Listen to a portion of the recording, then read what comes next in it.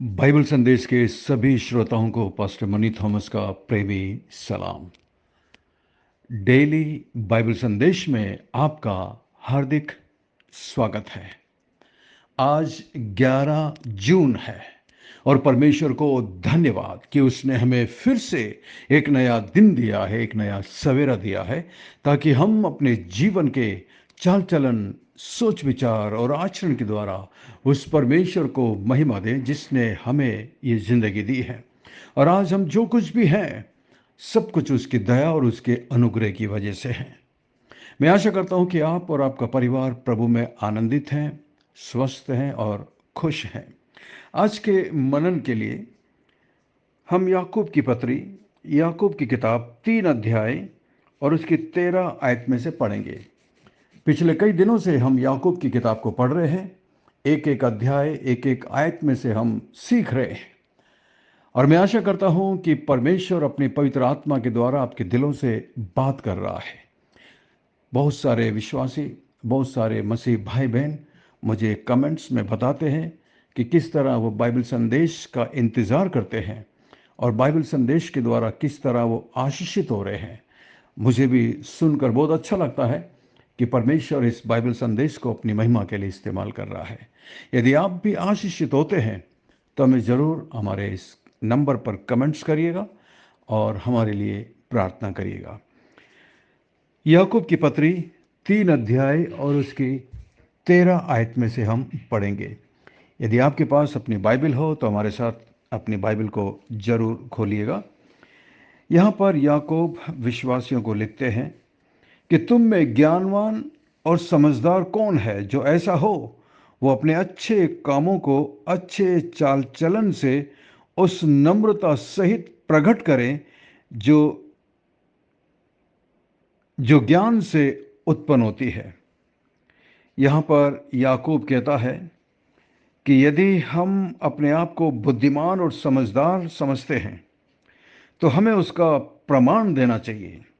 यदि हम कहते हैं कि हम प्रेम करते हैं तो हम अपने प्रेम को दर्शाएं अपने काम के द्वारा। यदि हम कहते हैं कि हम विश्वास करते हैं तो हमें उस विश्वास को अपने काम से प्रकट करना चाहिए।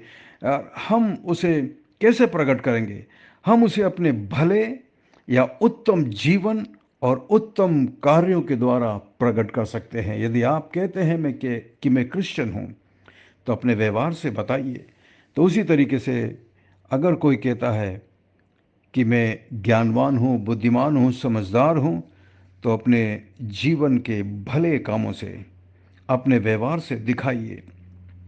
हमारा शिक्षा देना, हमारा प्रचार करना, हम जो कुछ भी करते हैं वो सब बुद्धि से आने वाली नम्रता के साथ करना चाहिए। बुद्धि 2 प्रकार की होती है, जैसा कि हम यहाँ पर देख सकते हैं कि हम जो कुछ भी करते हैं वो सब बुद्धि से करते हैं। बुद्धि 2 प्रकार की होती है। एक तो परमेश्वर की बुद्धि यानी कि स्वर्गीय बुद्धि, वो बुद्धि जो ऊपर से हमें मिलती है, वो ज्ञान जो हमें ऊपर से मिलता है यानी कि परमेश्वर से मिलता है, जब हमारा संबंध परमेश्वर के साथ सही होता है। और दूसरी बुद्धि है वो मानवीय बुद्धि है यानी कि सांसारिक बुद्धि है।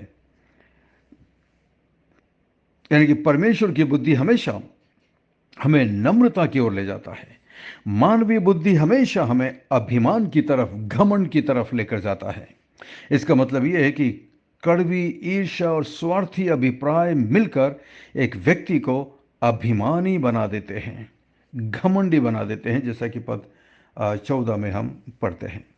मानवीय बुद्धि वाला व्यक्ति 14वीं आयत में यदि आप पढ़ेंगे तो आपको समझ में आएगा कि एक मानवीय बुद्धि वाला व्यक्ति इस बात पर घमंड कर सकता है कि वो परमेश्वर का कार्य कर रहा है, लेकिन वास्तव में वो अपने स्वार्थ के लिए, अपने फायदे के लिए काम कर रहा है। ऐसे व्यक्ति को उस कार्य पर घमंड नहीं करना चाहिए जिसे वो परमेश्वर के लिए करता है करके बोलता है। यदि वो ऐसा करता है तो वो झूठा है और वो सत्य का इनकार करता है। 15वीं आयत में देखिए, ये ज्ञान वो नहीं जो ऊपर से उतरता है। जिस प्रकार हम झरने को उसके पानी से पहचान सकते हैं, उसी प्रकार हम किसी भी व्यक्ति के फल को या उसके कार्य को जब जांचें तो हमें पता चलता है कि उसकी बुद्धि कैसी है। उसकी बुद्धि परमेश्वर की तरफ से है या संसार की तरफ से। स्वर्गीय बुद्धि का फल हमेशा नम्रता होता है। आप हमेशा देखिएगा, जिस व्यक्ति का संबंध परमेश्वर के साथ सही है, उसके अंदर नम्रता पाई जाती है। संसारिक या स्वाभाविक बुद्धि वाला फल हमेशा ईर्ष्या और बुरी लालसा से भरा होता है। सांसारिक बुद्धि दुष्ट और शैतान की बुद्धि होती है, जो इस संसार का राजकुमार है। वो संसार की बुद्धि है। 16वीं आयत में पढ़िए। 16 आयत में लिखा, क्योंकि जहाँ डाह और विरोध होता है, वहाँ बखेड़ा और हर प्रकार का दुष्कर्म भी होता है। कलीसिया में फूट, भाइयों के बीच में झगड़े का मुख्य कारण क्या है? आप जानते हैं इसका कारण। इसका मुख्य कारण है ईर्ष्या, स्वार्थपूर्ण अभिप्राय। और इसके अतिरिक्त ये कलीसिया में केवल साधारण भाइयों के बीच में ही नहीं पाए जाते, वरन अगुवे लोगों के बीच में भी ये पाया जाता है। प्रत्येक विश्वासी इसलिए अपने आप को परखे कि हमारी बुद्धि कौन सी है। स्वर्ग से आने वाली बुद्धि परमेश्वर की बुद्धि है। 17वीं आयत में साफ लिखा, जो ज्ञान ऊपर से आता है। पहले तो वो पवित्र होता है, फिर मिलनसार और कोमल और मृदुभाव और दया और अच्छे फल से लदा हुआ और पक्षपात और कपट रहित होता है। कितनी अच्छी अद्भुत बात लिखी है 17वीं आयत में। स्वर्ग से आने वाली बुद्धि परमेश्वर की बुद्धि होती है। परमेश्वर वो बुद्धि देता है। इसीलिए याकूब शुरुआत में कहता है, यदि किसी को बुद्धि की घटी हो तो वो परमेश्वर से मांगे, जो बिना उल्हाने सबको देता है जो उससे मांगते हैं। हमें परमेश्वर से ये बुद्धि मांगनी चाहिए। जैसा कि 1 अध्याय और उसकी 5 में हमने पढ़ा था, हमें इस बुद्धि के लिए परमेश्वर से प्रार्थना करनी चाहिए। परमेश्वर की बुद्धि कैसी होती है, हम उसे कैसे पहचान सकते हैं? सबसे पहली चीज तो वो पवित्र होती है, शुद्ध होती है, साफ होती है वो बुद्धि, क्योंकि परमेश्वर खुद पवित्र है, शुद्ध है। हमारी बुद्धि को शुद्ध होना चाहिए, अन्यथा वो हमें शांति और अन्य उत्तम फल की दिशा में अग्रसर नहीं करेगी, अगर वो बुद्धि परमेश्वर की तरफ से नहीं है। दूसरी बात, परमेश्वर की बुद्धि शांति प्रिय होती है। वो सबके साथ शांति का व्यवहार रखता है। वो लड़ाकू, झगड़ालू, क्रोधी मनुष्य नहीं होता। परमेश्वर की बुद्धि हमेशा शांत प्रिय होती है। कोई बुद्धिमान व्यक्ति, यानी कि परमेश्वर की बुद्धि से परिपूर्ण व्यक्ति, किसी भी प्रकार का कष्ट का कारण नहीं होता है। आप संसार में देख सकते हैं, ऐसे बहुत सारे लोग हैं जो दावा करते हैं कि हम आत्मिक हैं या हम रिलीजियस हैं, धार्मिक हैं, ईश्वर को मानने वाले हैं, परंतु उनका मुख्य उद्देश्य दूसरों को कष्ट देना, दूसरों की बेइज्जती करना, दूसरों को नीचा करना। ये परमेश्वर की बुद्धि नहीं होती है। जिस व्यक्ति के अंदर परमेश्वर की बुद्धि होती है, वो किसी के लिए भी कष्ट का कारण नहीं होता। बुद्धिमान व्यक्ति सुनने में तत्पर और बोलने में धीमा और धीरजवंत होता है। ये बुद्धिमान व्यक्ति की एक पहचान है। वो हमेशा वही करने का प्रयास करता है जो जिससे शांति मिलती है, या जो बातें शांति की ओर ले जाए, ऐसी बातें करता है वो मनुष्य जिसे परमेश्वर की बुद्धि प्राप्त होती है। बुद्धिमान व्यक्ति, यानी कि परमेश्वर से प्राप्त किया हुआ बुद्धिमान व्यक्ति, हमेशा समझदार और मिलनसार होता है। लेकिन आज हम संसार में इसका ऑपोजिट देखते हैं। मिलनसार तो वो है ही नहीं। वो दूसरे लोगों के बारे में चिंता करते हैं जिनके अंदर परमेश्वर की बुद्धि होती है। वो चोट या दुख पहुंचाने वाले वचन नहीं बोलते। आज आप देखिए, लोगों की भाषा में नफरत, ईर्ष्या और जलन भरी पड़ी है। विशेष करके आप राजनीतिक में देखिए, बड़े से बड़ा पदवी पर बैठा हुआ व्यक्ति, उसकी भाषा को सुनिए, आप बता सकते हैं कि इसकी भाषा कैसी है। ऐसी जैसे कि किसी सड़प छाप या किसी मवाली की हो। ऐसी भाषा किसी पर भी शोभा नहीं देता, विशेषकर उन पर जो अपने आप को लीडर मानते हैं, जो अपने आप को अगवा मानते हैं, जो अपने आप को ऊंचे पद पर होने का दावा करते हैं। और विशेष करके यदि वो धार्मिक व्यक्ति हो, अपने आप को धार्मिक बताता हो, उसकी भाषा तो एकदम अलग होनी चाहिए। उसकी भाषा में ये तलवार और ये त्रिशूल और ये भाले और ये लाठी और डंडे नहीं होना चाहिए। उसकी भाषा में प्रेम होना चाहिए। उसकी भाषा में एक दूसरे को मिलाने वाले, एक दूसरे के अंदर शांति पैदा करने वाले बातें होनी चाहिए। वो हमेशा वही करने का प्रयास करता है जिससे शांति होती है या शांति की ओर उसकी बातें ले जाने वाली हो। बुद्धिमान व्यक्ति हमेशा मिलनसार होता है। हमेशा याद रखिए, वो दूसरों के बारे में चिंता करता है। बुद्धिमान व्यक्ति अधीनता स्वीकार करता है। वो दूसरों के अधीन रहने के लिए इच्छुक होता है। वो आंकड़ों नहीं होता, वो दादागिरी में नहीं होता, घमंडी नहीं होता कि हम क्यों सुने किसी की। नहीं नहीं, एक बुद्धिमान व्यक्ति जिसे परमेश्वर से बुद्धि मिली है, वो हमेशा अधीनता स्वीकार करता है। Is always under submission. हमसे ऊंचे, हमसे बड़े जो भी हैं, हम उनके अधीन रहते हैं। ये एक बुद्धिमान व्यक्ति की पहचान है। दूसरों के अधीन रहने के लिए उसके अंदर इच्छा होती है, जैसा कि इफिसियों 5:21 में पढ़ सकते हैं। बुद्धिमान व्यक्ति दूसरों को वश में करने का प्रयास नहीं करता, इसके बजाय वो उनकी सोच और इच्छाओं का आदर करता है। ये एक बुद्धिमान व्यक्ति की पहचान होती है। दूसरों की सोच, दूसरों की बात, उसका वो आदर करता है, उसको वो नम्रता से स्वीकार करता है। बुद्धिमान व्यक्ति हमेशा दया से भरपूर होता, दयालु होता है। वो दूसरों पर दोष लगाने वाला नहीं होता। वो हमेशा दूसरों को क्षमा करने के लिए तैयार रहता है। बदला लेने का इच्छा उसके अंदर कभी नहीं होती। बुद्धिमान व्यक्ति हमेशा उत्तम फलों से भरपूर होता है। उसका मतलब ये है कि वो पवित्र आत्मा के फलों से भरपूर होता है। पवित्र आत्मा के फल गलातियों 5:22 और 23 में आप देखिए। वो पक्षपात नहीं करता, वो किसी विशेष व्यक्ति का पक्ष नहीं लेता, पक्षतापूर्ण व्यवहार प्रदर्शित नहीं करता। बुद्धिमान व्यक्ति जिसके अंदर परमेश्वर की बुद्धि पाई जाती है। और इसके साथ ही अंत में हम देखते हैं कि बुद्धिमान व्यक्ति विश्वास योग्य होता है। क्या आप उस पर विश्वास कर सकते हैं? क्या कोई आप पर विश्वास कर सकता है? वो भरोसेमंद या भरोसा करने के लायक होता है। वो अपने लाभ के लिए किसी दूसरे व्यक्ति को धोखा नहीं देता। वो हमेशा प्रेम के साथ सच बोलता है। यह है बुद्धिमान व्यक्ति जिसके अंदर परमेश्वर की बुद्धि पाई जाती है।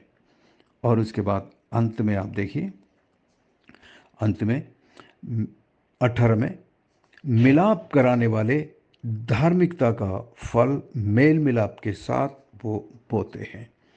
मेल मिलाप, धार्मिकता का फल एक दूसरे के अंदर शांति उत्पन्न करना, ना कि एक दूसरे के अंदर एक दूसरे के प्रति कड़वापन, ईर्ष्या, जलन, नफरत पैदा करे। पिछले कुछ सालों में हमारे देश के अंदर यही हुआ है। उनको ये लगता है हमारा भाषण अधूरा है जब तक कि हम एक दूसरे के अंदर, एक दूसरे समाज के लिए या एक दूसरे व्यक्ति के लिए नफरत पैदा ना करें। ये बुद्धि परमेश्वर की तरफ से नहीं है। ये वास्तव में सांसारिक बुद्धि है और शैतानी बुद्धि है। 18 पद में मेल मिलाप कराने वाले जिन लोगों का उल्लेख यहाँ पर किया गया, वैसे बुद्धिमान लोग हैं जिनके पास परमेश्वर की बुद्धि होती है। धार्मिकता के बीज बोते हैं, धार्मिकता की फसल काटते हैं। मेल मिलाप कराने वाले व्यक्ति अपने जुबान को वश में रखते हैं। तो पूरा चैप्टर इसी विषय में है कि किस तरह हमें अपने जुबान को वश में रखना चाहिए। हमें अपनी जुबान से ऐसी बात निकालना चाहिए जिससे मेल मिलाप, शांति और प्रेम उत्पन्न हो। हम अपने आप को जांचें और परखें कि क्या हमारे बोलने से शांति उत्पन्न होती है या अशांति। घर में पति पत्नी जब आपस में बात करते हैं तो क्या उनकी बातें एक दूसरे को शांति देती है या तलवार की तरह चुभती है। घर में परिवार के लोग, बच्चे, माता पिता, सास, ससुर, बहू, दामाद, जो भी परिवार के अंदर हैं, हमारी बातें क्या एक दूसरे को शांति देती है, एक दूसरे के अंदर मेल मिलाप उत्पन्न करती है या एक दूसरे को लड़ने के लिए तैयार करती है। हमें अपने आप को सोचना है, परखना है, जांचना है कि हमारे अंदर कौन सी बुद्धि है, सांसारिक या स्वर्गीय बुद्धि। आइए हम प्रार्थना करें। स्वर्ग में विराजमान जीवित और जिंदा परमेश्वर, अनुग्रहकारी दयालु पिता, धन्यवाद, धन्यवाद आज के अच्छे इस दिन के लिए जो आपने हमें दिया है। प्रभु, हमारी मदद करिए ताकि आज हम जहाँ भी जाते हैं, जो कुछ करते हैं, उन सब से आपको महिमा मिले। धन्यवाद परमेश्वर आपके प्रेम के लिए। धन्यवाद प्रभु आपके पवित्र वचन और पवित्र आत्मा के लिए, जिसने आज हमारे दिलों से बातचीत किया है। हमारी मदद करिए कि हम वचन के केवल सुनने वाले ना हो, बल्कि उसके अनुसार चलने वाले बन सकें। जितने भी मेरे भाई, मेरी बहन, आंटी, अंकल इस बाइबल संदेश को इस वक्त सुन रहे हैं और मेरे साथ प्रार्थना में हैं, मैं प्रार्थना करता हूं प्रभु जी, आप हर एक पर अपने हाथों को बढ़ाकर उन्हें छू लीजिए, चंगाई दीजिए, स्वस्थता प्रदान करिए प्रभु जी। उनके घर में जो भी समस्या है प्रभु, उसको आप सही करिए, अनुग्रह और दया करिए प्रभु जी। मान परमेश्वर, मैं प्रार्थना करता हूँ इस वक्त विशेष करके भाई रघुनाथ के लिए प्रभु, जिनको फिर से अटैक पड़ा है पैरालिसिस का, आप उन पर अनुग्रह और दया करिए। उनके परिवार पर प्रभु अपनी दया और अनुग्रह करिए प्रभु, उनका परिवार आप में मजबूत हो सके। मैं प्रार्थना करता हूँ भाई ललित के लिए, उन पर भी अनुग्रह और दया करना मान परमेश्वर, पूर्ण स्वस्थता प्रदान करना। मैं प्रार्थना करता हूँ भाई राहुल के पिताजी के लिए, जिनकी पसली में चोट आई है, अनुग्रह और दया करिए मान परमेश्वर।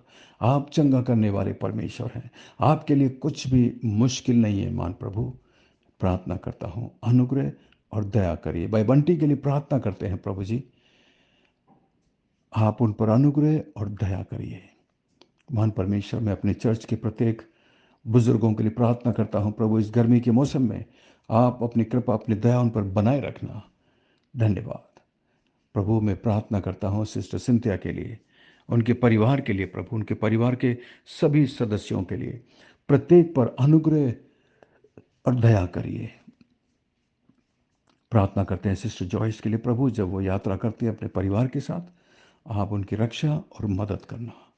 धन्यवाद महान परमेश्वर। प्रार्थना करते हैं आपकी दया, आपका अनुग्रह निरंतर हम में से प्रत्येक के साथ रहे। मैं प्रार्थना करता हूँ महान परमेश्वर सिस्टर रेचल के लिए, उनकी बेटी मैगी के लिए, उनके परिवार के लिए, उनके छोटे बच्चे के लिए मैं प्रार्थना करता हूँ। तेरी दया, तेरी कृपा निरंतर उनके जीवन में बनी रहे।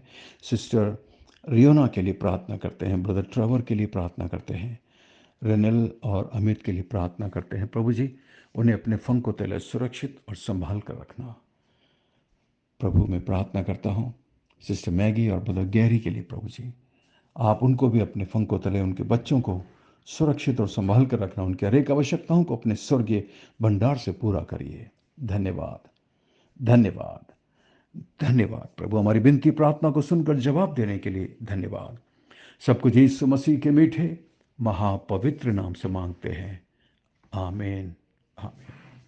बहुत बहुत धन्यवाद हमारे साथ बने रहने के लिए। मैं आशा करता हूँ आज के संदेश के द्वारा परमेश्वर ने आपके दिलों से बातचीत की है। यदि आप आशीषित हुए हैं तो हमें जरूर कमेंट्स में बताइएगा।